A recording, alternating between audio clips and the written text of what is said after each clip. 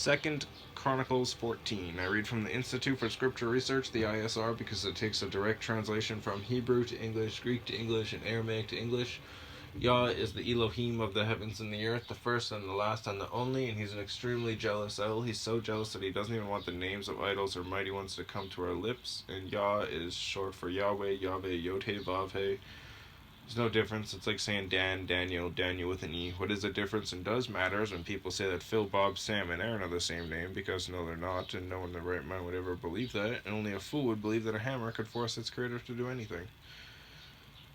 There was no letter J in the Hebrew, Greek, or Aramaic texts, because the letter J is only about 600 years old, while the son of Elohim, Yehoshua, died on a stake for the sins of all of humanity over 2,000 years ago. In a direct translation from Hebrew to English, Yehoshua is Joshua, and I strongly believe that the son of Elohim's name, Yehoshua, means Yahweh is salvation. Yahweh is salvation.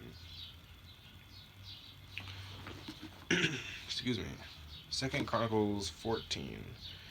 So Abiah slept with his fathers, and they buried him in the city of David, and Asa, his son, reigned in his place. In his days the land rested 10 years, and Asa did what was good and what was right in the eyes of Yahweh his Elohim, and removed the slaughter places of the foreigner, and the high places, and broke down the pillars, and cut down the Asherim, A-S-H-E with a half a check mark, R-I-M, and commanded Yehudah to seek Yahweh Elohim of their fathers, and to do the Torah and the command. And he removed the high places and the sun pillars from all the cities of Yehudah, and the rain rested under him, and he built cities of defense in Yehudah, since the land had rest, and he had no fighting in those years, because Yahweh had given him rest.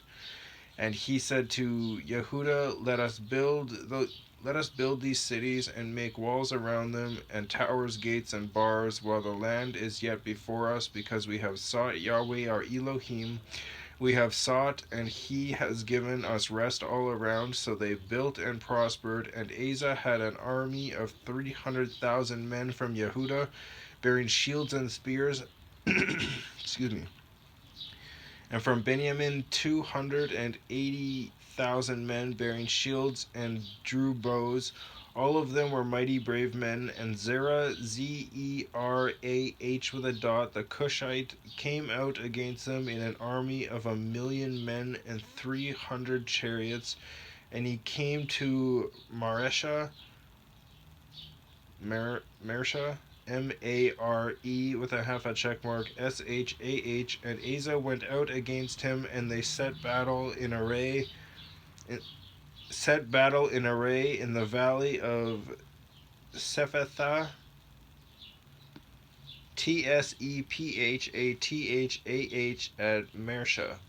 And Asa called to Yahweh his Elohim and said, Yahweh, there is no one but you to help between the mighty and the powerless. Help us, O Yahweh our Elohim, for we rest on you, and in your name we go against this crowd. O Yahweh, you are our Elohim. Do not let man prevail against you. So Yahweh smote the Cushites before Asa and Yehudah, and the Cushites fled. And Asa and the people who were with him pursued them to Gerar, G-E-R-A-R. All the Cushites fell until none was left alive for them, for they were broken before Yahweh and his army, and they took very much spoil, and struck all the cities around Gerar, for the fear of Yahweh came upon them. And they plundered all the cities, for there was exceedingly much spoil in them. And they also struck the camps of the herdsmen, and captured many sheep and camels, and returned to Jerusalem. Interesting.